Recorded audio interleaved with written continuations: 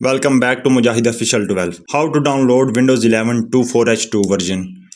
Here I have installed this 2.3. In my system I am using it is 1 year old version, but I have no problem with this. But if you are aggressive for installing Windows 11 latest version, which is 24H2, in this video I will guide you that how to download this and install, and not just install, you will also learn that how to install Windows 11 24H2 in an unsupported PC. So stay tuned for this chunk. First of all, open your favorite browser and in the search bar type here Windows 11 ISO and hit the enter. Click on the first official page of Microsoft and you will reach this. Here on the top you can see this version Windows 11 24H2. If you have a supported PC, that's good, but if you don't have and you are aggressive to install Windows 11, so don't worry, you can come to my channel and in the video section scroll down a little bit and on here you will find this dedicated video. In this video you will learn